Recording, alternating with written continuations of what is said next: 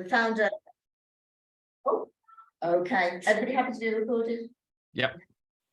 Yeah, so the founder member of bank.green, and you're joining us from not Mexico, but Mexico in spirit. Yeah. Okay.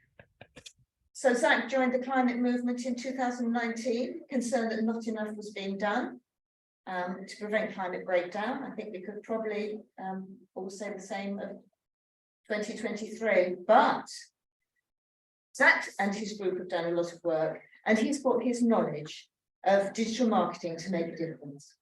So hopefully by the end of this evening, you'll all be familiar with bank.green if you're not already. It's a great little website. And also on our panel is Dan Chadwick. Can you, I don't think you can show him, can you switch the screen round? If I say something, I'll pop up. There you go. Oh yeah, you say something. Yeah. So Dan's the head of external communication and sustainability at the Co-operative Bank, and he's joining us from Manchester. Yes. At the Co-op. So Dan has got an academic background in business studies and a passion for sustainability, and we're very pleased to have him with us tonight. And in person, we have our final panelist, Eden Hingston. She's representing the voice of youth because Eden was elected as member of the Youth Parliament by secondary school children all over Plymouth. Oh, you're a star. Yeah, and she's written on our blog, so she's published on our blog, and she's passionate about social justice and climate action, and one day hopes to be an MP. And I'm keeping my fingers crossed. We will. Maybe. So that rare breed of honesty. Yeah, we need more people like you too. So we're so grateful to have your presence at our small event, and smaller than we expected, in a small provincial town, in a small country. But our hope is that these small steps in raising awareness will lead to a tipping point, which is what we need, where the public will demand that our money is used for good, rather than for profits and short-term profits at that. So I read some news this morning. I don't know if you read the news that it gave me hope that a group of universities, a coalition of universities, investment funds, has called in institutional investors to call for a stop to new fossil fuel investment. So we may be on the brink of change. I look forward to the change, and I look forward to hearing more from our panelists on what's wrong, what can be done, and how we can contribute to the change that must come. So this is very exciting, and it's about money. Yes. So without more ado, I'll hand you over to our chair, John Summerscales, Professor John Summerscales of Plymouth University, who will tell us how the evening is going to proceed. Good evening, I'm John Summerscales, Professor of Composites Engineering here at the University of Plymouth, specialising in fibre reinforced composites which enable lightweighting of transport systems and permit the construction of large turbine blades for wind, wave and tidal energy. I am a chartered engineer, a chartered environmentalist and a chartered scientist, which is an unusual triple, but it works for me. The event is organised by Climate Action Plymouth, which is a grassroots movement affiliated to Friends of the Earth. CAP's aim is to bring people together to promote positive change and work with other groups across the city collaboratively towards shared goals. This CAP organised event will begin with a presentation by Zak Gottlieb, the director of bank.green. Zak has a bachelor's and master's degree from the University of Oxford. He has 10 years experience working as a director in the marketing and advertising industry. He's been an engaged climate activist since 2018, working with the global arm of Extinction Rebellion on digital strategy. I should have tried reading what was on your LinkedIn site before I spoke in. He founded bank.green in late 2020 using a talented team to raise the alarm on the climate destroying activities of banks while empowering consumer action. bank.green are currently building an alliance of banks and credit unions that have no ties to the fossil fuel industry, thereby encouraging consumers to switch banks. Zak's presentation will look at the financing of energy, and in particular the contentious issue of finance for current and future fossil fuel projects. There will then be a panel discussion and the opportunity for questions from the audience. CAP has invited representatives from the major banks, but obviously the best bank is the Co-op because they're the only one that turned up. Also on the panel is Eden, who's been introduced already. So if you'd like to share screen or just talk to us, please proceed, Zak. Yeah, so should I begin now then? Yeah. The only part I wasn't clear about is how likely it was people to show up in 6 minutes, because I could delay it by 6 minutes. It's up to you. Because I heard one of you mention that they were sent the wrong information. Is that right? Or they may have been sent the wrong information. We people who were affected have now on, so I think we're okay to go. Okay, perfect. I'll get going then. No worries at all. All right, let me just share my screen. Bear with me one moment.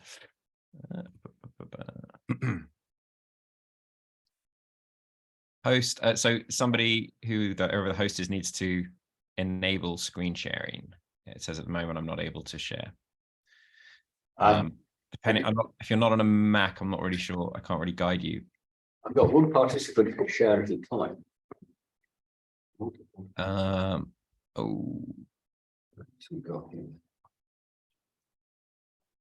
Hopefully that's not going to be a barrier, because I can see you're sharing me as well. Sharing options. Participants who can share, all participants who can start sharing when someone else is. Is that working for you? One moment. Yes, it does. Perfect. Great. Okay. So everyone can see I'm taking up the whole screen. I can see. Yeah. Brilliant. Okay. So pleasure to be here. Thanks for welcoming me. As you can see, the title of the talk is your bank account a force for good or bad? In most people's case, unfortunately, it's bad. So that's the area that we're going to focus on. And then we'll obviously discuss as well, how you can align your money more with your values by shifting deposits to banks like the Co-op, where your account would be a force for good. So this is a quote that we've rallied behind at bank.green since we were founded, from Bill McKibben, who's the founder of a very influential climate movement called 350. And its money is the oxygen on which the fire of global warming burns. So just try to keep that in mind as we go through the rest of the presentation. Quick intro, you don't really need one because I was already provided one. It was very accurate. Broadly speaking, in my mid-30s, decided I hadn't really contributed anything of positive social value into the world. So it was about time I did that. Gradually got involved with the climate movement on the digital side, and then eventually in late 2020 splintered off with a group of rebels from the rebellion, and we founded bank.green, and it's been a great journey since then. Since our launch in April 2021, so we're still volunteer-led. We are seeking funding, but without funding, we've managed to achieve these metrics, which is 150,000 website visitors. Over 250,000 times the visitors have checked their bank's climate impact, 3,500 email subscribers, 2,500 pledges to switch to a greener bank. And so far we have, I think, a bit more now than 20 members of what we're calling the Fossil Free Alliance, which you alluded to earlier, which is a group of institutions who've gone on record as stating that they have no exposure to the fossil fuel industry. And we've had a campaign collaboration, as Dan is well aware, with the UK's best known ethical bank. And we've managed to earn media in The Guardian, Forbes, and various other publications. But who are we and what do we do? Well, largely we are a sort of consumer advocacy organization with a bit of campaigning sprinkled in there for greener banking practices. And we're trying to kind of highlight and strengthen the banks who are already doing the right thing, and trying to kind of shift the center of gravity, if you will, of the banking ecosystem towards more sustainable practices. And consumer empowerment and education is a big part of how we go about that. So what do banks have to do with the climate crisis in the first instance? Well, they're really the economic engines of society. Nearly all companies and business sectors depend on banks for working capital. Through their finance or their conditions of finance, they can impact the behavior of companies in all other business sectors in the economy. And amongst the many companies that they do support, of course, are fossil fuel companies, who are directly responsible for the production of greenhouse gas emissions. So what are the ways in which they do this? There's three principal ways. One is they provide financing. So they offer loans to fossil fuel companies, and they underwrite their bonds and share issuance when they're IPOing. They provide more general services like M&A type services if their companies want to merge or they need advice on how to, how to merge and so on. And through their asset management arms, they also invest clients' money in fossil fuel companies.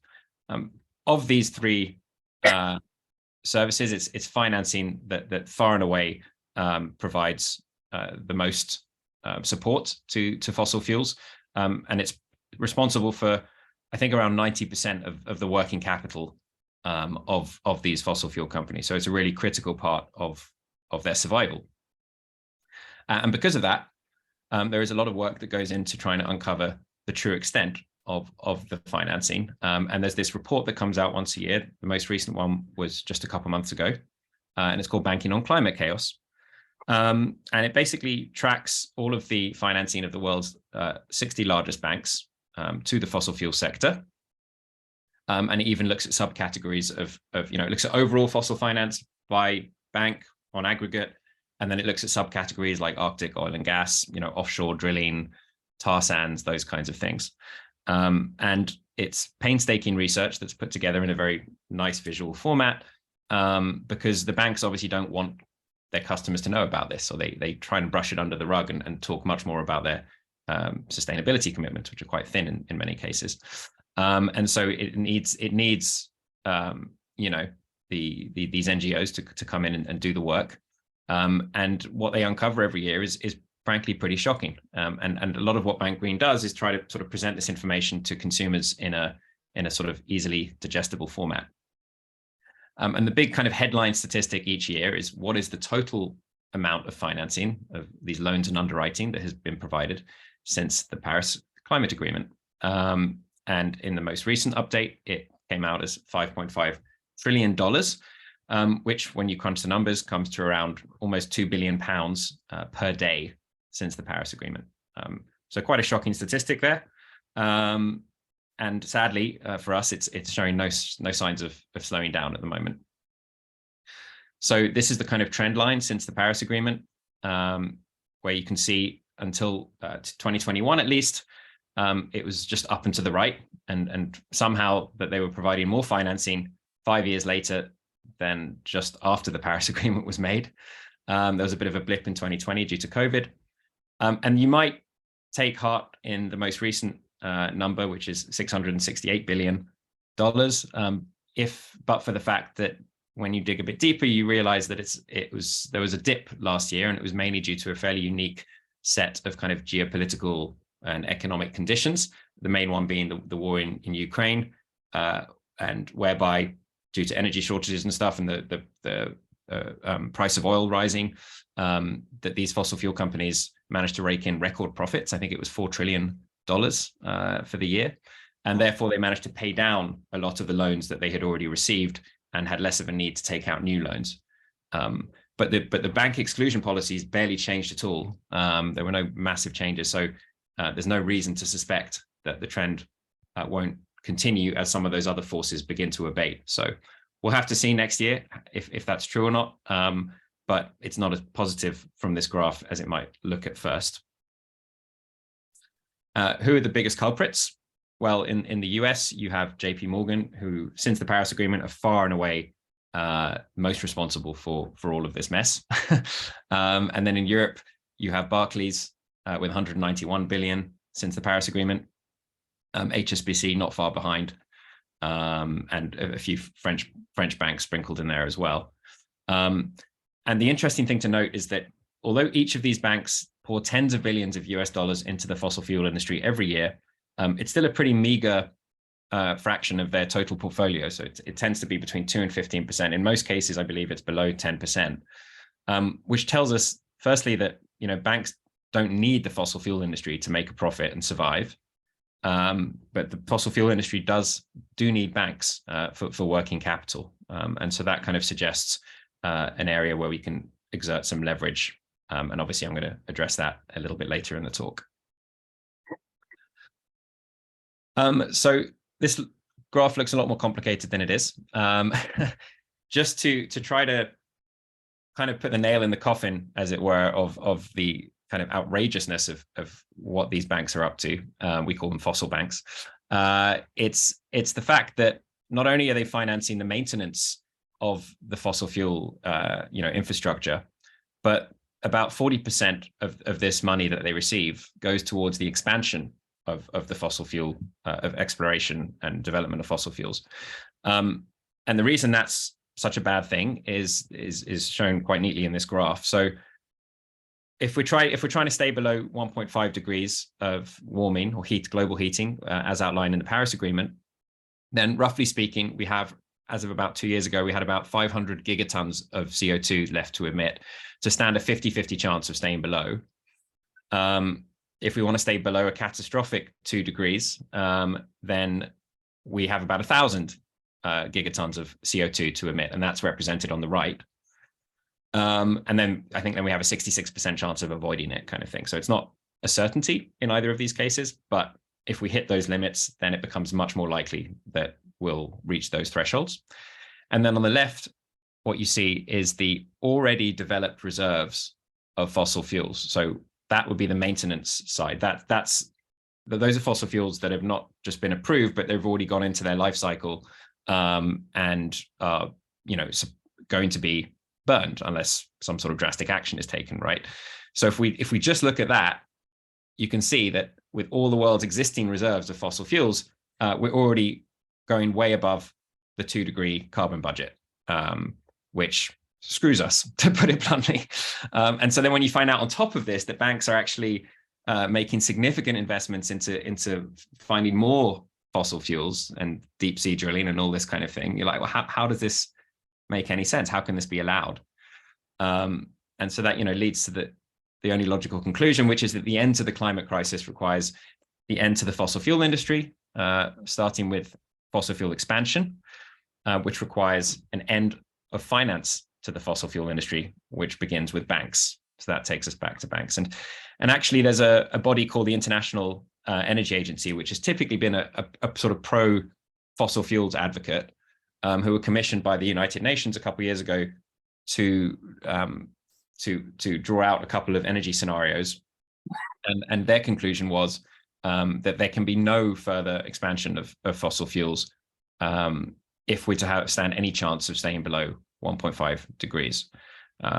So that was a pretty key statement, I think, that a lot of policymakers have hopefully taken under advisement, but that kind of remains to be seen. So now that I've depressed everybody with all the doom and gloom, what can we do? And is there still hope? I guess is the question we're probably all wondering. Yes, there is. Don't worry, I'm not going to disappoint you. But a lot needs to happen, to put it mildly. So what can we as individuals do? Well, the first thing is that you as an individual, your voice does matter. Banks do listen to their customers. They're responsible. They're sort of the backbone of many of these banks' revenue models. I mean, the significance of their retail divisions kind of varies bank to bank, but it's an important piece of their operations and their revenue. So, just like with any company, if enough customers kick up a fuss, they're gonna take notice. So, if only for selfish reasons and thinking about the bottom line. So that's one way that your voice matters. And of course, the more that we can group together, the louder that chorus becomes, the more likely it is we will be able to affect change. And quite aside from concerns about profit, they're also concerned about their reputations, because there's a whole cohort of customers that they haven't acquired yet that they're wanting to. University graduates, younger kids, like it's usually younger generation who haven't maybe opened their first bank account yet. And so, if their name has been smeared in the press for being, very for sort of accelerating the climate crisis, and then that is something they're going to pay attention to. So quite apart from the amount of actual divestment that takes place, the more that we can kind of get the ball rolling on a sort of consumer power movement, the more likely we'd be able to affect some of this kind of reputational risk that would also get them to change policies. There is historical precedent for this. So going back as far as 1970 to 1986, there was the anti-apartheid movement, where Barclays were very involved in South Africa with lots of investments there. And it was UK university students actually that raised the alarm bells and began this protest movement where thousands of accounts were closed, lots of AGMs were disrupted, and that eventually led to Barclays finally, after a very long struggle, doing the right thing and pulling out of South Africa. More recently, there's been the Go Fossil Free campaign backed by 350.org, which was the movement I mentioned at the very beginning with a quote with Bill McKibben, where local communities have been petitioning their institutions to divest from fossil fuels. And I think in recent years, I think they've counted over 1,000 of institutions have succumbed at least partially to this grassroots pressure and have actually divested. So it can work. More recently, a few years ago, there was a Greenpeace-led campaign where Barclays customers threatened to switch their accounts over some of their tar sands investments, 6,000 of them. Sadly, in this case, Barclays didn't remove the investment, but HSBC at the time, so I was told, made a press release talking about, how they're not quite as bad, or something to do with their sustainability investments or something like that. So it obviously got under the skin of some of these bigger banks, and the feeling is that if we did more of it in larger numbers, that we could actually finally kind of knock the wall down, as it were. So what are the actual practical steps that you might be able to do to contribute to this kind of grassroots pressure? Well, obviously there's the general kind of applying of a pressure, and there's a few different ways to do that, and I'm going to come on to in a minute. As a bank customer, a very powerful way, and one that we're strong advocates of, is to actually switch banks and move your money to banks like the Co-op, banks like Triodos, Ecology Building Society. There's a large swathe of banks that are just divested, and then there's a smaller group who are actually doing the opposite of the fossil banks, and where you can actually be confident that your deposits are being put towards building a greener future. So that's kind of the ultimate goal, is to move your money away, and that's a strong sign of protest towards your bank. And then finally, if you're not up for doing either of those things, for whatever reason, and there are some legitimate reasons for that, we really encourage people to share the message. And so I'm going to talk about each three of these in a bit more detail for the second half of the talk. So the first one is applying pressure. How would you do that? Well, we're really in favor of calling your bank, because banks, they don't get many calls about climate. So yours will definitely get them to sit up and hopefully take some action based on your discussion. And the reason it works so well is because they trigger these kind of internal feedback processes where the call gets logged. Often the bank staff will talk about it amongst themselves, and then they get hoisted up the flagpole, to the higher ups. And of course, from one person doing that, then they're not suddenly going to, end all of their loans to fossil fuel companies. But again, it's about turning the trickle into a waterfall, and building the pressure alongside campaign groups, alongside regulation, all these other aspects as well, that are all completely necessary. And the other thing is calls are very immediate, and the bank representative has to, take your call seriously and talk to their colleagues about it. And, as I said, it triggers that kind of internal process. So, they're used to getting calls about, oh, I can't log into my account, or, I can't, why is my overdraft fee so high, or that kind of thing. So when they actually get something about the climate, they're really likely to pay attention. And you might often find that the person on the other end of the line was completely unaware as well of what their own bank is up to. And so, in the very best cases, you may even spur some kind of questions from their own employees, which of course they will also take seriously. How to do this?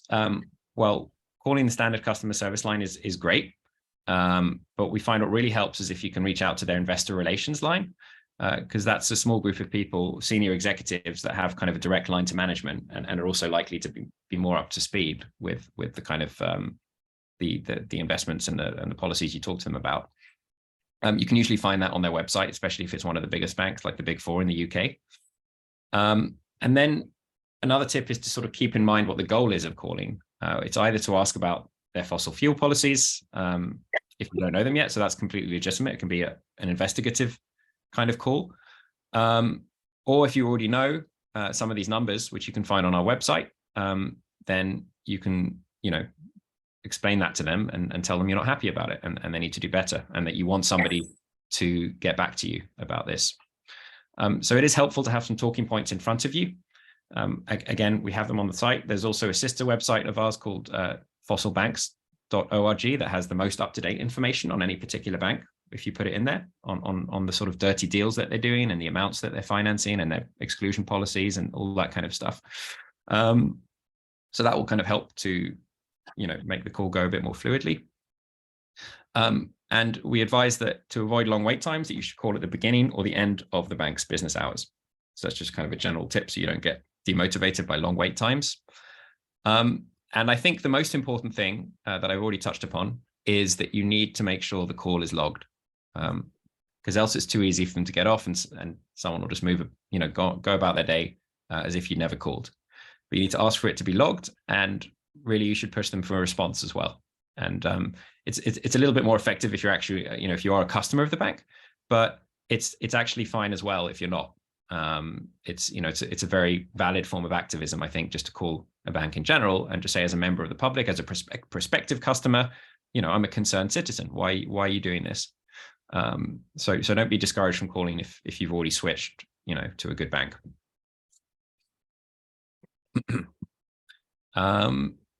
Okay, so I've actually covered most of these points in the last slide. I apologize for that, except the nerves one. Nerves are normal. It's completely okay to be a little bit nervous. It shows the person on the other end that you're a human being and that you're calling because you really care. And it may even spark like a very genuine conversation with them. We're trying to spark a grassroots movement, and those are formed through kind of human to human interactions. And that can be exactly what happens here, and by sort of transmitting to them your concern in a very kind of genuine way, you're more likely to get them to spur them to actually do something about it themselves. Okay, so that's calling. And the second form of action we advocate is switching banks. So not everyone is in a position to switch today because they might be stuck in a mortgage or have some other financial product or just very busy for the next few months. So on our website, we have a pledge form that you can fill out, and we'll remind you and send you follow-up reminders to stick to your pledge that you're going to switch. And also the greater we can swell those pledge numbers, the more ammo we have, to go to the press, for example, and try to instigate something similar to what Greenpeace did that I showed you earlier. So pledging is great. Even if you are going to switch today, by all means, fill out the pledge form. Switching itself, we have steps on how to do that on the website. We have a kind of extensive list of, we call them SFIs, Sustainable Financial Institutions, that we recommend within the UK and other countries, but we're focusing quite exclusively on the UK at the moment. And then once you've done it, same thing as with the call, you need to tell your bank why you left. It's not enough to just leave, because they'll see you on a huge list of customer account closures. And if you didn't give a reason, then there's no, there's no real not validity, but they're not going to know, and it's not going to have the same impact, even remotely, if you don't express that to them. So make it very clear you're not happy with their policies, you're not happy with the fact they're endangering your future, your children's future, and you expect better from a mainstream bank. And that's just a small screenshot there of the recommendation section of our website. You can see the Co-op there and Triodos are two of our fossil-free alliance members. If they don't have the seal yet, that doesn't mean that they're not divested. They most likely are. It just means that we're probably still talking to them or reaching out to them. We're actually about to begin a fairly extensive outreach campaign to other institutions in the UK to try to grow the numbers in the UK of the alliance. And then the third way of taking action is to share the message. It's super important, as I just mentioned, about grassroots movements, people talking and getting the ball rolling and changing the public discourse. And everyone has the power to do that. So talk to your friends and family. There's a huge awareness gap in the UK especially, but also in the rest of Europe and the US. Namely, there was a recent survey where 80% of Barclays and HSBC customers were unaware of their bank's fossil fuel funding record. I know the Co-op also recently did some research around this. And that's a pretty staggering lack of awareness, if you ask me. So by sharing the message as extensively and vigorously as you can, we can help to close that. And that's going to have all kinds of beneficial, knock-on effects in terms of who people bank with, how they think about money, who they vote for. Maybe that's what gets someone into climate activism. You never know. So that's something that we as kind of nodes on this network can help to bring about. And when they found out, 12.5% of those same customers, which represented millions of people, said that they were very likely to switch banks. So we can help to increase those numbers. Other than just talking around the dinner table, social media is a great way to spread the message. A lot of people are fans of coming on our website and tweeting about their shock when they've seen how their own bank stacks up. So these are some screenshots of that. Similarly, if you're already banking with one of the better banks, then we encourage people to boast about that, because you're still spreading the message indirectly that this is the standard that should be met. And if your bank falls below, then you should change. So social media is a very good way, and do remember to @mention your bank if you do it on Twitter, for example. So it actually brings it to their own attention as well as their potential customers. Sorry, this was the second half.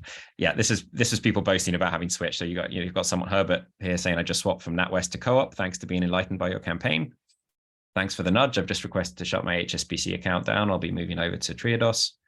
I switched from Lloyds, et cetera, et cetera. So this is all really, really good stuff.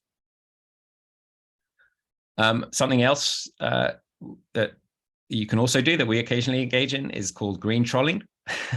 So when you get the bigger banks having, tooting their own horn about their sustainable initiatives, you can always make sure that it's balanced by an appropriate amount of tooting their horn for them about all of the fossil investments that they make as well, because that's what they always conveniently ignore from the conversation. And so, yeah, we reimagined one of their ads here that said we finance and advise companies to we finance and advise fossil fuel companies, and we got lots of engagement, lots of laughter about that. So that's just another idea. Okay, so we've now covered the three main ways that you can take action on this information. What do you do from here? Well, the first thing is, if you haven't already, you can come on our website, and on the homepage, the very first thing you see allows you to check your bank score, which has recently been updated with the latest information from the Banking on Climate Chaos report. Then you can decide of the three ways that I laid out, which is the type of pressure you'd like to apply the most. And then you can share the message repeatedly from now until we have a very different banking system with everyone you come across who is not going to reject your message for being too preachy. And if they do, then we have blog posts about how to deal with kind of climate skepticism or people who don't really want to hear about it, how you can kind of make them more attuned to the importance of this issue. We do also have a section on the website, bank.green/volunteers. I need to look over it again, but we have sort of specific roles that we're looking for help with at the moment. So if you want to get even more involved, then of course we would very much welcome that. One thing that we're working on that we're the most excited about, but it's going to take probably the longest to come to fruition, is a type of sustainability audit that we're doing ourselves of these banks. And of course, many of them exist already. Ours is going to have a slightly stronger focus on this issue of fossil fuels. And it involves a little bit of artificial intelligence. We have some pretty strong engineers on our team but it also requires some human intervention, because I don't know if you've been reading about ChatGPT or any of these AI tools, but at the best of times they can be a little bit hallucinatory and get things wrong, and so it would be a bit of a mistake to release something like this into the wild without having some human intervention. And we're going to be looking for volunteers to help with that as well. So one thing that it will be doing, amongst others, is to kind of analyze a bank's sustainability policy and extract the relevant parts for our purposes, and then we would need a human to read them to sort of double check that the conclusion it reaches is correct or not. And so sort of a hope through this initiative is to eventually be able to kind of assign a score or a multi-dimensional score to some of these banks, which will help even more for people to kind of make the right assessment of whether their bank is doing the right thing, whether it's green enough, and whether they can be confident that their money is in the right place. So yeah, that's it from me for now.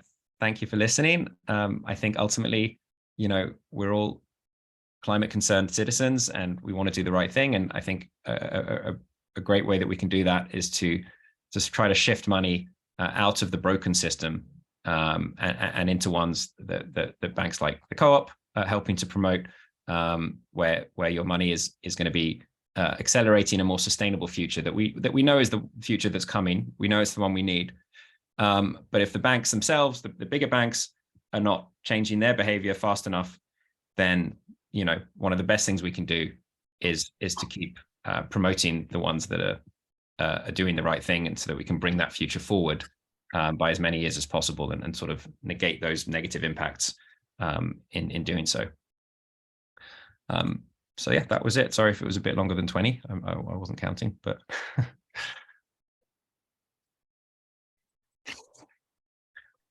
you're on mute, but it looks like you're clapping, which I appreciate.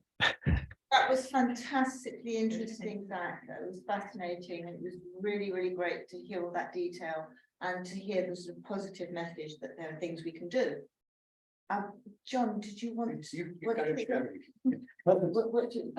you plan questions now or later? I think it would be appropriate to take questions on Zak's presentation now, and then have a broader discussion after the core bank session.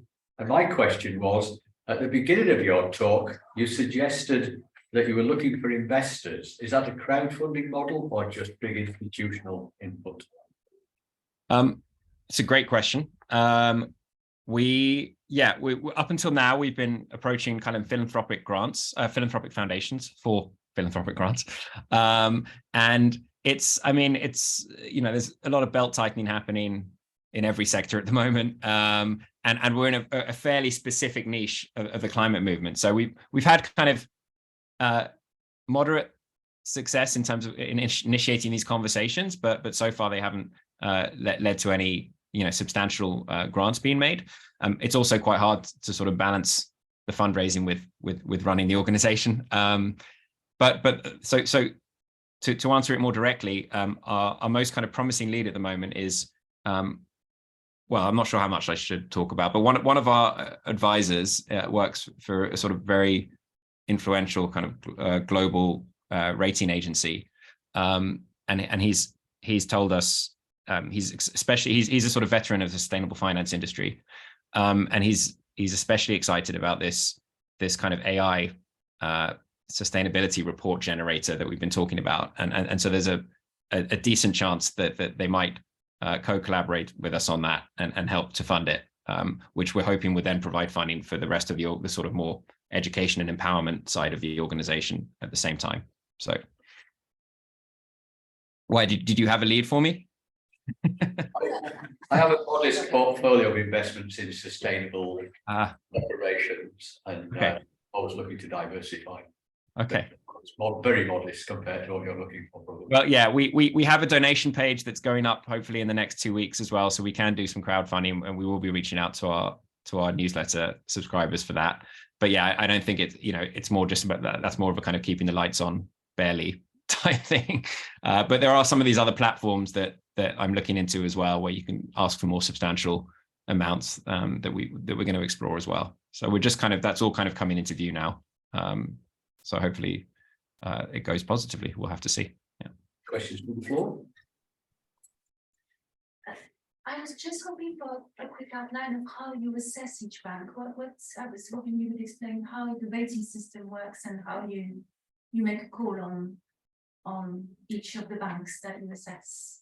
Yeah. So at the moment, it's the sort of very bare bones approach where we're, to be entirely honest, leaning on the work of these fantastic NGOs who put together the Banking on Climate Chaos report. So if you're with one of the fossil banks, that's, you know, they have a very, very rigorous methodology. They have access to Bloomberg terminals, project finance databases. So if we're looking at just like the raw numbers of how much financing these bigger banks are doing, that's taken exclusively from there. And then it's more a question of, well, you know, who are the ones that we're, you know, looked at based on various markers, we're relatively confident are the sustainable banks. And very often some of that confidence is drawn from the fact that they're not corporate lenders. So, you know, often they'll lend to sort of SMBs and things like that, but there's a sort of split in the banking world between the bigger ones usually who do this huge lending to these giant corporations, and then other ones that are more retail focused. And of course, they can still give loans to kind of gas stations and things like that. And so this survey that our advisor is helping us to devise is a very kind of top to bottom evaluation through the entire value chain, as they call it, of fossil fuels. And that's where we're pulling towards getting to somewhere where we will have much more in-depth information about that. And it's not just, okay, this is how much they finance, but it's like, okay, they're doing this, but maybe they also have some green investments. Does that balance it out at all? Is that acceptable? And then, as I said, you know, further down the value chain, sort of distribution of fossil fuels, things like gas stations. Do they finance, you know, internal combustion engine vehicles, that kind of thing? So that kind of stuff does matter, and it's important that that's brought to the fore as well. It's obviously less kind of severe, if you will, but certain banks, they do have a choice. Am I going to finance an electric vehicle company or an ICE company, kind of thing? And we want that to be brought out in the analysis as well. So we're not there yet, but that's where we're moving towards. Yeah. There are a couple of items in the chat congratulating you on a nice talk. One of them ends with the question, calling the bank, do you have any other ideas? You can certainly write letters, but we like calling again because it's more immediate. Something as well we're in the very early discussion phases of is getting this kind of AI that we're trying to incorporate, because everyone is. No, but it's you know, we have a lot of confidence in what it could do. But one of the things is potentially help to generate letters based on the information that you give it. And again, we're not there. So in the immediate, I think letter writing, making calls. If you have a local branch and you can go and speak to your bank manager, there's no substitute for that kind of personal touch, where you're actually face to face with someone. They'll feel even more obligated to kind of honor your inquiry. And yeah, I think, like I mentioned, volunteering for us, sharing the message, switching banks. You know, I think sharing the message is the easiest to do and potentially the most impactful. You know, I mean, that's why I don't turn down any speaking engagements at all, because every one is an opportunity for me to kind of show some of these pretty horrendous statistics and make people try to, you know, help people to kind of internalize some of this stuff. And then hopefully that has knock-on effects in their conversations and so on. So if anything else occurs to me while we're, you know, proceeding, I'll let you know, but those are the main ideas. Yeah. Let's move on to our other speaker. I've got one more question for you. I've got a question, Zak. It's to do with switching banks, and this is something that came up. I think people have brought up the question before on our website. Some banks don't offer accounts to, for example, voluntary organisations, and some banks, some big institutions such as universities, seem to argue that they have to bank with certain banks because those banks, they've got certain facilities or ways of operating. So I know that the two universities in Plymouth, or two of the universities in Plymouth, I don't know about large ones, but I do know that this university and the University of the Arts banks with Barclays. Mm-hmm. that they have good reasons for banking with Barclays, but I'm wondering what those reasons are. When I ran a small voluntary group, Plymouth Multilingual Families, we couldn't get a bank account with anybody apart from HSBC, I believe it was, that we ended up with. Wow. And I throw something else as well, so there's nothing else to get the bank. And the other thing is universities seem to promote certain banks. The University of Plymouth promotes Santander. Yeah. And I've just looked up Santander, which I wasn't very familiar with them, and they've got a grumpy red face. Yes. But the University of Plymouth has a sustainability strategy and it's won Green Gown Awards. So, sorry, I'm just throwing in all those questions at you. I'm not sure the university supports Santander. I think Santander made them the best offer when it came to putting an ATM on campus. They would promote, at one point they were promoting it to students. I remember when I was working with international students, there was real promotion of Santander's accounts to those international students. Yeah, it's a great question. It is a bit problematic. Well, not a bit, a lot, but I understand the reasons behind it. And they are mainly that for larger organizations, they have fairly demanding requirements sometimes, that there aren't enough of the banks who are doing the good stuff with the capacity to meet those requirements. And that can be everything from kind of, international banking services, custom credit facilities, advanced online banking features, things like that. And so that, the common complaint we always have is like, it's easier to answer on a consumer level, but it's less easy for businesses and charities. And so actually another of our initiatives is we're looking into potentially compiling a report focused, targeting organizations, surveying the landscape of what their options are, and trying to kind of bring it all under one roof so they can see quite clearly, maybe with comparison tables, things like that, because that information again is lacking, and there's a lot of legwork that organizations have to do, and then they have to get it approved, and it's a lot. So we're trying to simplify that process in the same way that we're trying to simplify it for consumers, and we have the Fossil Free Alliance, which makes it very clear to them, okay, these are one of the ones you can confidently switch your money to, because that information is just not out there at the moment. So the more that you can do internally to kind of raise awareness, and you can go on our recommendation section, and there are filters there for business accounts, business lending, etc. I think we're going to update it now to just say organizations, because obviously universities wouldn't qualify as businesses. So yeah, that's all I can say, is that, and it's very, very important, because obviously businesses have gigantic deposits in some cases. So the impact of them moving in many cases is orders of magnitude more than consumers. There was actually something called a report called the Carbon Bankroll report that came out, I think, last year, that found that these huge tech companies like Google and Microsoft in many cases had at least 2 times the emissions that they reported, or that they were required to report, when you took account of the cash balances that they had with some of these bigger banks and the emissions associated with them that we've just been talking about. So it is a really hugely important topic. And I think the more internal advocacy that can happen, the more change we'll see there. But first, again, as always, they need to know who to switch to. Yeah. I did see something at the weekend that suggested that almost every council in the UK banks with Barclays. Yeah, so they say, Yeah. Barclays. Yeah, it's a problem. Okay, so I took the advice 40 some years ago when I graduated from my first degree and switched from Barclays to the Co-op, and I'm still there. So this will be a good time for Dan to come in. And we're very glad that you're still with us.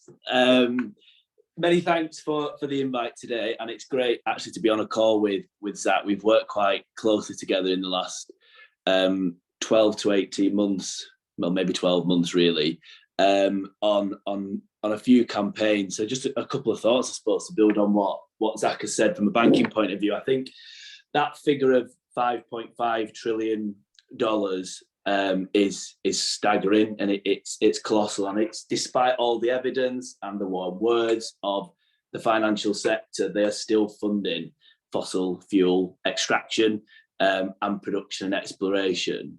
And we know at the Co-operative Bank that the environment is absolutely at the top of our agenda. And to Zak's point earlier around, does your bank listen?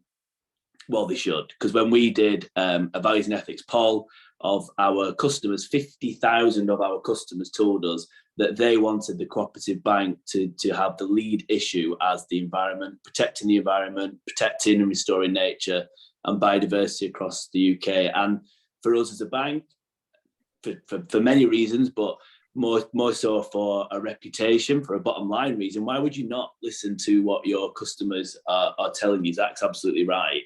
And for us, it defines when we listen to our customers and when they take part in our values and ethics polls, this defines what the bank's unique customer-led ethical policy looks like. So that policy is absolutely defined by what our customers want us to do, the issues they want us to campaign on, the types of businesses they do and don't want us to bank, which is why I'm really proud and was one of the reasons why I was interested in joining the Co-operative Bank 6-7 years ago as a graduate, straight from university. Actually, I joined the graduate scheme. It's because for 2 decades, the Co-operative Bank has not funded the exploration, production or extraction of fossil fuels, back even when it wasn't that interesting or in the mainstream media. But obviously everybody on this call knows how important it was back then. And if more people made that move 2 decades ago, we perhaps wouldn't be in the situation that we are in. But we can't do it on our own, and that's the problem that we've got.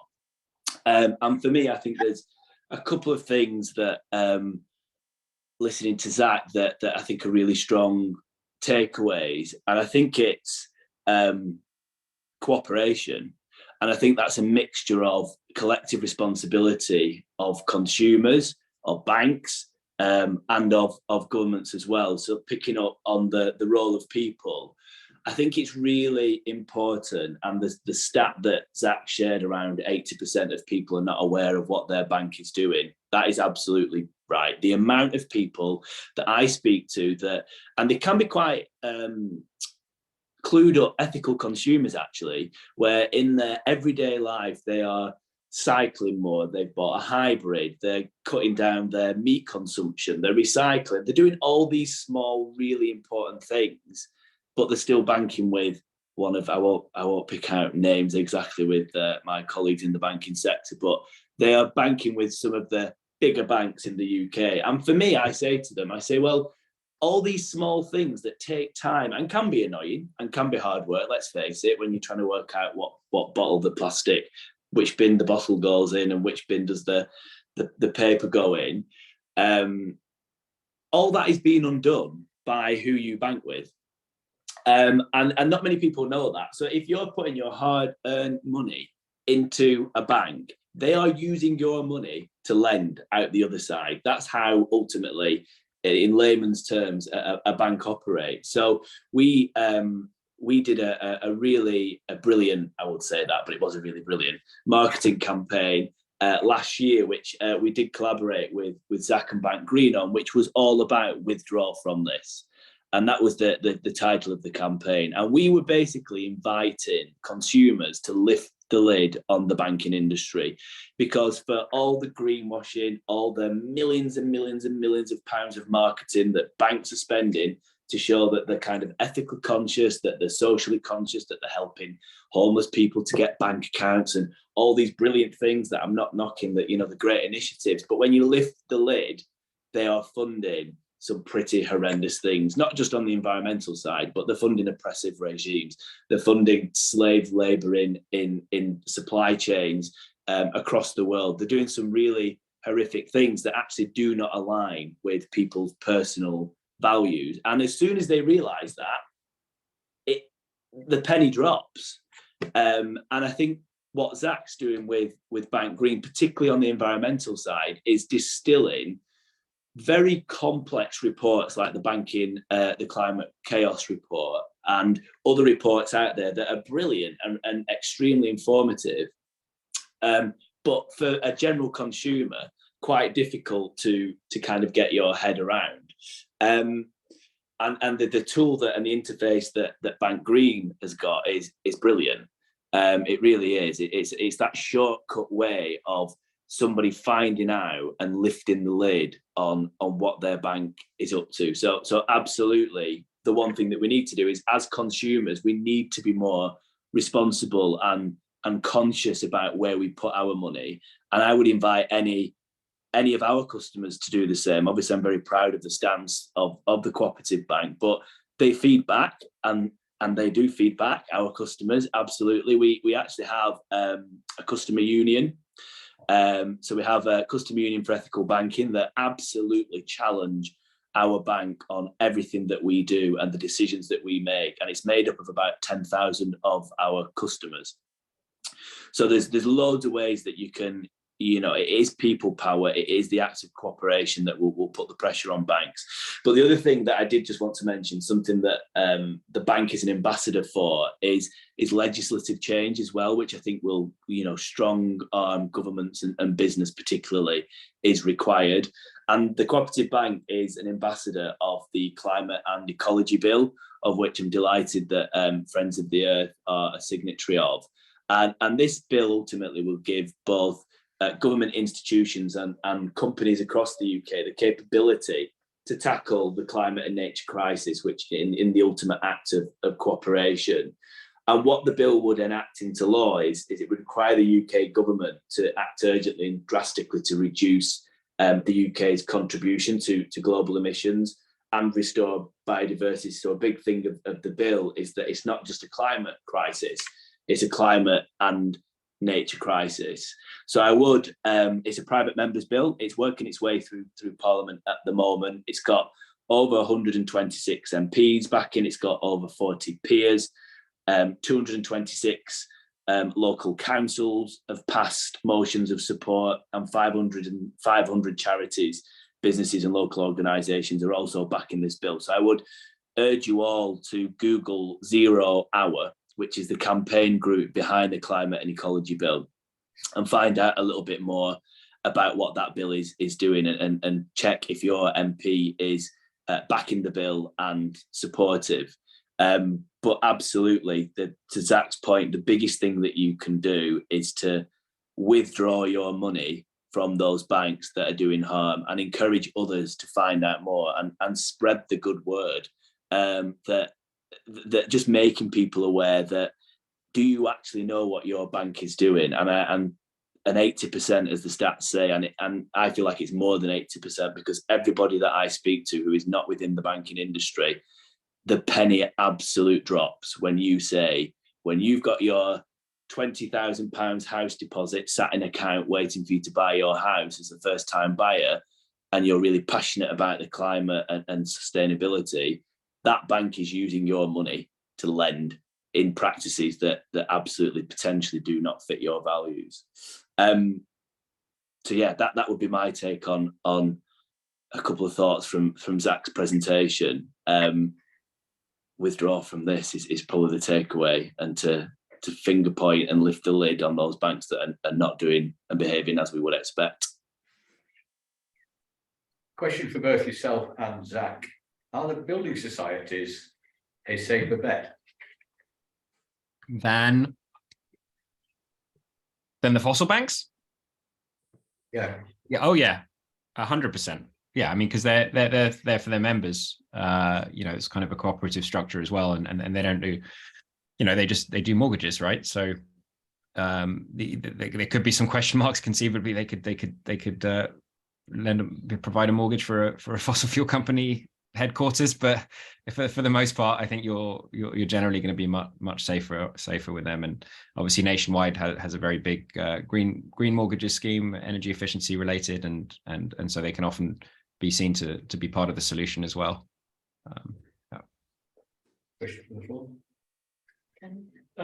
Yeah, Dan, you sound very, very passionate about it, but probably a couple of years before you joined the Co-op Bank, it did separate from the cooperative movement, didn't it? Because the famous stories about the Crystal Methodist and hedge funds came in and took over a lot of the finance. And at that time, the Co-operative Bank got rid of a lot of campaigning groups, including environmental groups, from their bank accounts. How do we know that the co-op's ethical stances are more than skin deep now they're no longer, as I say, part of the cooperative movement as such? Absolutely, and that's a very good question. And it was just as I joined the Co-op Bank, I wasn't quite sure what I was getting myself in for at one point. But yeah, what I would say to that is a few things. So in terms of take the point on kind of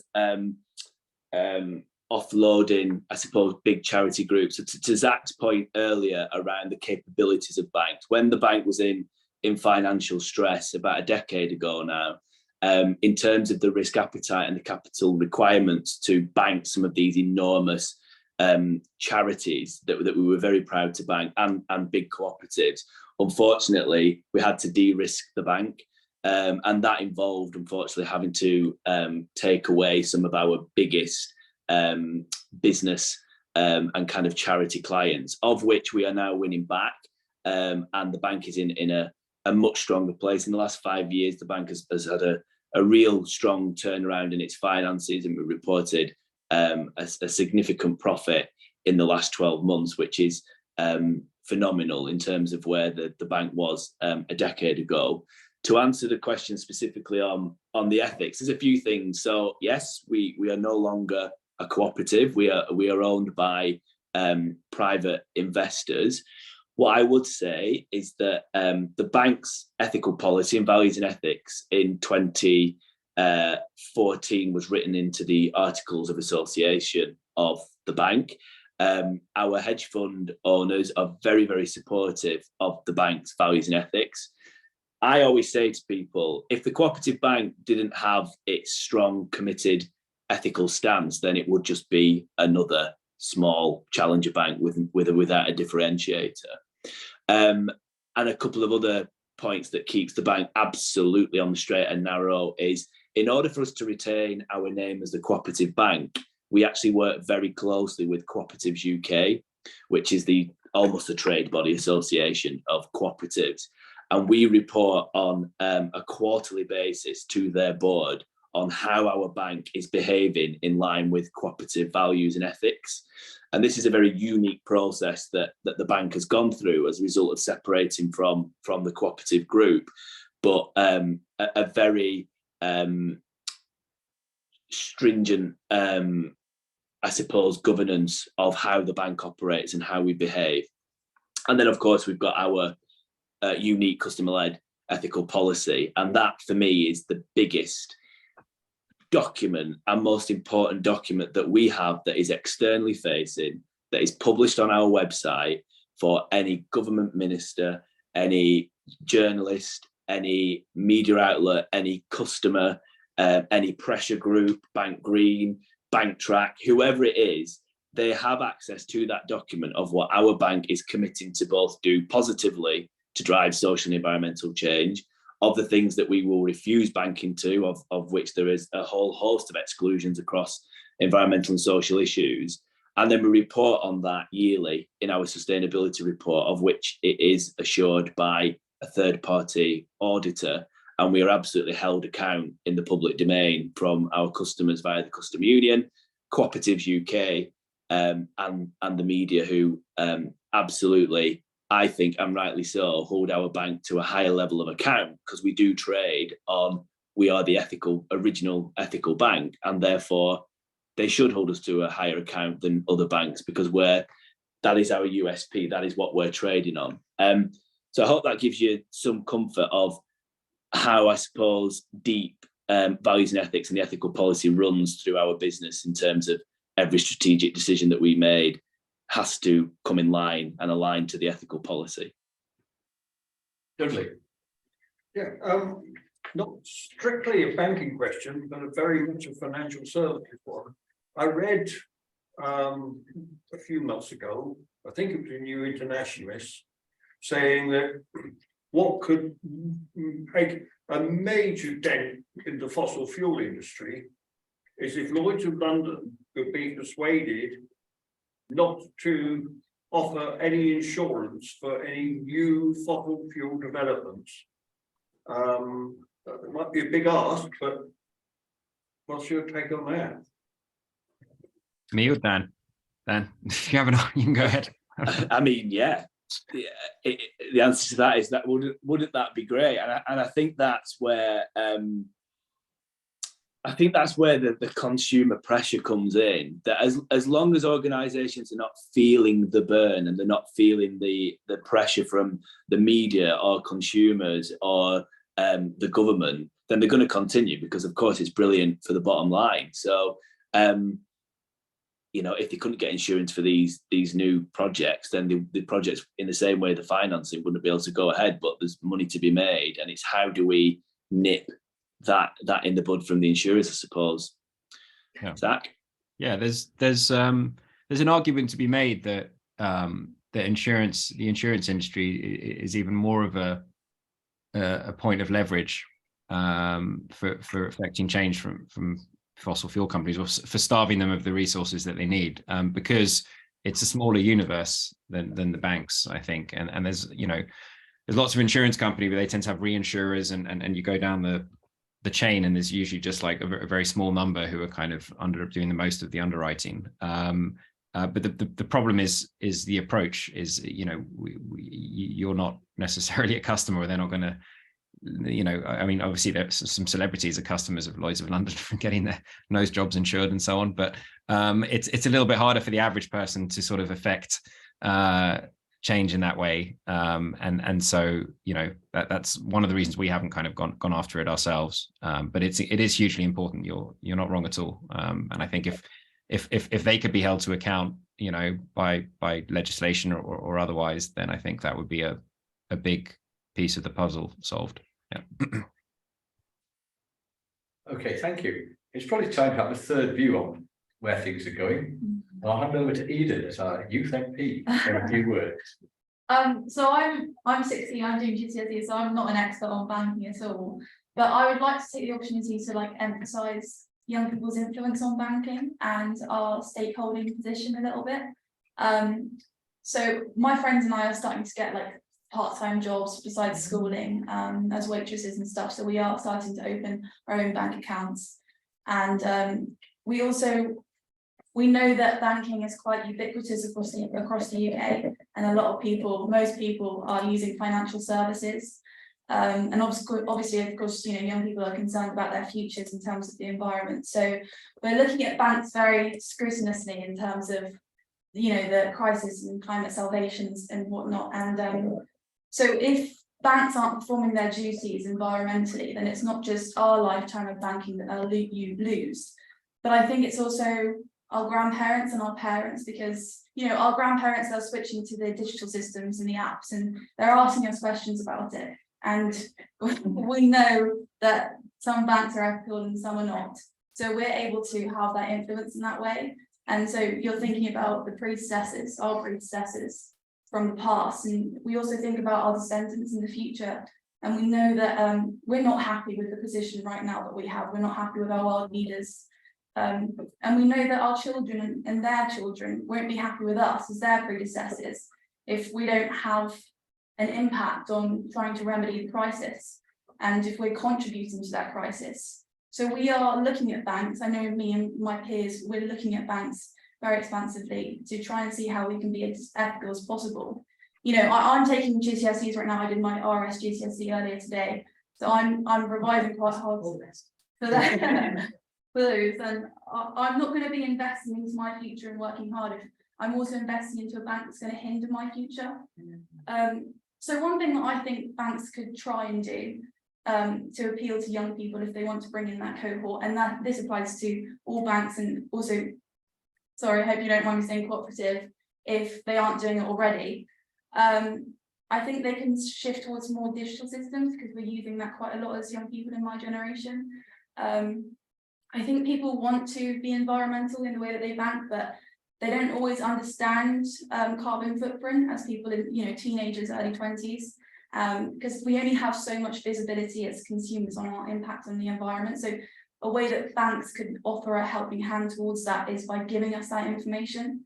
I read a survey that said like 62% of 18 to 34-year-olds want more information on like the impact that their banking and their spending and money is having on the environment, and like over half of them would actually appreciate their banking like giving them services for advice and support on cutting that down. So, you know, you're meeting customer needs in doing that. And I think there was a company in Sweden called Economy that's actually doing that, and they're offering advice and suggestions for their customers to cut down that footprint as well. And I think they could do that in terms of a reward system or a payment system to keep customers engaged. But I think overall, just using apps to connect with cards to give customers response on their individual purchases and that carbon footprint of that individual purchase would be really helpful for our generation, because we're using apps more and more. I think also like kind of dematerializing their banking systems. Like I'm not on a bank right now, but I see like personalized card carriers and I see like printed paper statements on my mum's desk. And I think it's excessive. I think it's unnecessary. I think we can really be cutting that down. And I think it would provide a more kind of seamless customer experience in terms of convenience for us all as we're advancing technologically. I think also, I was reading the other day about this new way of creating debit cards, because I think currently most of them right now are plastic, and there's this renewable source called, I think it's prolactic acid, but don't quote me on that. I think it's a P. Polylactic. Polylactic acid, exactly. I said that, sort of. And that's obviously made of like renewable sources like coal and leaves, and it's obviously, you know, biodegradable, recyclable, and non-toxic if incinerated. So I think banks have millions of customers across the nation. If they can provide more sustainable actual cards themselves, if they're not using apps and mobile banking systems, then that will have a real difference as well. So that's all I have to say. Be very careful what you wish for, though, because the amount of cloud computing that's backing up your digital apps, almost about. That's true. And that's why we need renewables as well. Okay, thank you. Could I ask a question related very much to what he even said, to Zak? Do you engage with universities and schools? Because listening to your talk, I thought this is a talk that should be given to schools, to universities. It's very informative. People don't know, not enough people know about bank.green. I told 2 more people today, by the way. Thank you. So we haven't to date done a huge amount. We started off our adventure, if you will, focusing mostly on the US, and then realized that the whole banking system there is just way too big and fragmented for us to, you know, as a volunteer organization, to have any kind of meaningful impact. So then we, you know, given that I'm from the UK, most of our website traffic comes from the UK, decided to switch our focus over to the UK. When we were in the US, we approached a few universities and colleges, but it was quite hard to get their buy-in, and also because we didn't have a physical presence. You know, obviously this is all virtual, so you know, maybe that's just an excuse. Anyway, just to sort of bring it to a head, I think it's hugely important. I think young people have the most clout here, and I think have the potential to make the biggest difference, especially when it comes to banking. We're figuring out exactly how to approach it. At the moment, we're kind of heads down on this kind of scoring framework that I've mentioned. But then the next question is, you know, how do we grow? We're quite fortunate to rank sort of #1 in the UK for searches for green banks, for example. But that's not going to, you know, we can't dine out on that forever. Yeah, the short answer is not yet. We've tried in the US. It wasn't massively successful. We have a kind of frenemy, if you will, called switchit.green, which you may or may not have heard of. I'm very friendly with the founders there, and their co-founder is permanently based in the UK, and they're taking a quite proactive approach in that regard, and they're sort of launching these university programs where I think they're driving around the country on a bus and doing these kind of talks and workshops and things like that. So they're a little bit ahead of us there, and we'll see how that pans out. You know, this isn't a zero-sum game. I want them to succeed as much as possible, even if it's to the point of making us irrelevant. But yeah. I need to run away, but I just want to say thank you so much. It's been a really fascinating discussion, hearing everything that's going on. I'm coming at this with my local councillor hat on and thinking about how we can start to enact some change on a local government level. And also just to flag that none of our MPs are signatures on the Climate and Ecology Bill. So I'll be writing to them tomorrow. So thank you for flagging that as well, Dan. Lovely. And I'm sure the team, I love speaking on behalf of other people. I'm sure the team at 0 Hour would love to join one of your meetings, perhaps virtually if it was ever of interest. I'm sure I could strong arm them for you. I'm actually with them in 2 weeks' time, going to number 10 to hand in a petition to Rishi Sunak to demand a change on nature targets. So yeah, take a look at that. Can I pass on my details to you through Ricky, if that's all right? Yeah, if that's all right, I can forward it on. Fantastic. Yeah, Thank that's you so lovely. much. Thank you, Lauren. Good luck with the council. Love a challenge. Good luck with the MPs. Thank you. Nice to see you next. Could I just pick up on a point that Eden made? Because I think that was a really good point, actually, about the digital enhancements that you'd like to see from banks. And we are looking at that, definitely. And I think something that's really interesting that we're looking at, that it takes a significant amount of work. I'm not going to pretend to understand anything about how we build things into our apps. My digital team will probably be pulling their hair out if they heard me trying to talk about this. But ultimately what we're looking at, to that point, is we want to have a plugin almost to the app that tracks spend of our customers, and in the app interface will give you, it will be an estimate, but it will give you a bit of a carbon output to your daily spend. So if you're going to the garage and you're putting £60 worth of petrol in, and then you go into Tesco's and you're buying £60 worth of food, and then you might nip to a card shop and pick up a greetings card for somebody, it will try and give you, as accurately as possible, a view of what your carbon footprint is in your spending. And it kind of will track that for you and give you ways to reduce it. So if it knows that you're spending more on red meat consumption, for example, you're going to get a greater carbon output for that spend.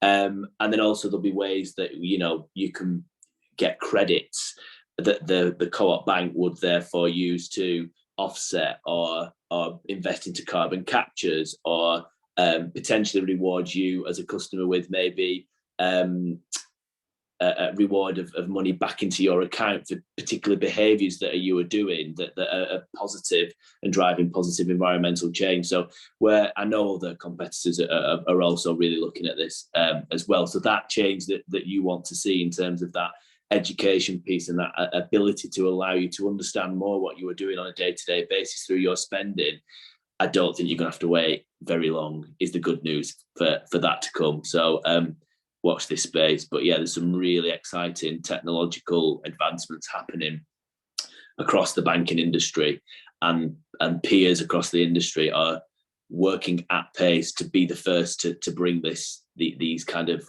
exciting initiatives, I suppose, and programs to their customers first. So fingers crossed you don't need to wait too long for that. Yeah, thank you very much. It's made me happy. What really surprises me is that Alan Ramage has been quiet throughout the entire. Surprised too. You still.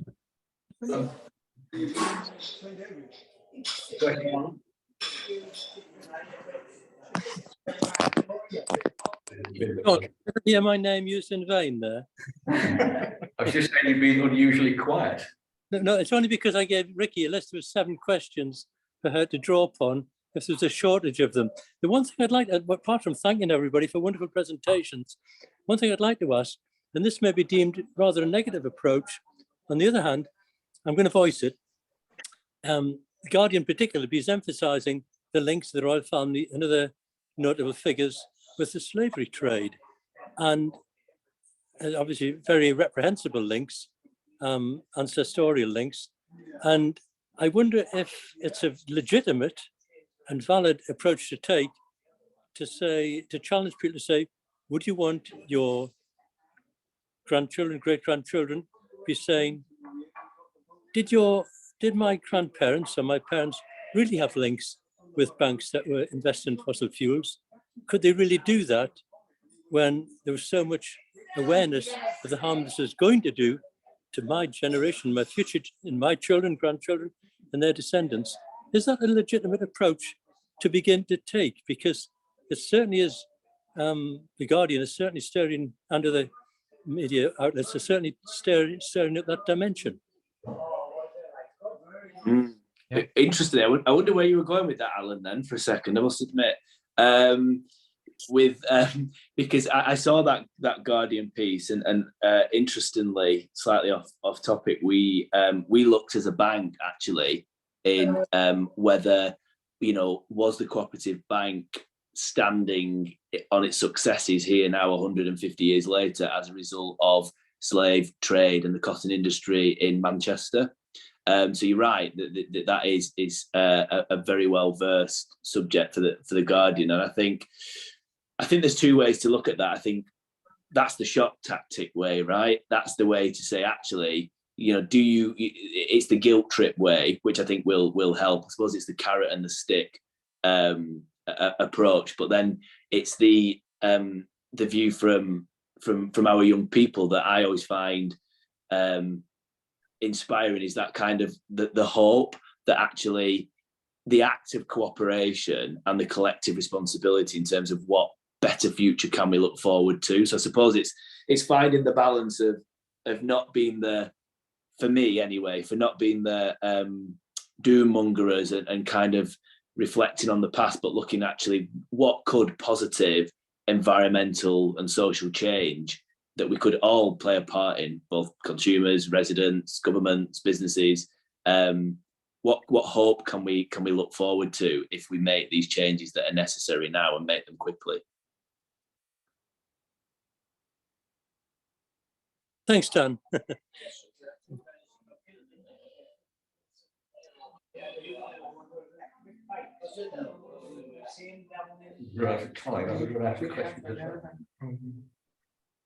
So it only remains to me to thank Eden, Dan and Zak for their excellent input into this meeting. I think I've learned a lot. I don't know about anybody else.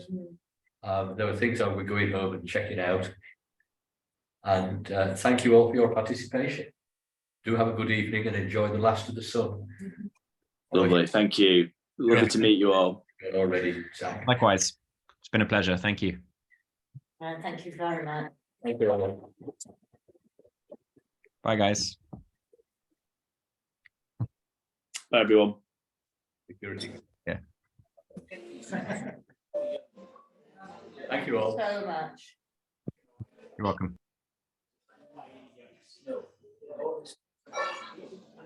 Translating to at least some forms of action. I'm already planning on talking to Lloyds. Thank you. I'm going to end the meeting.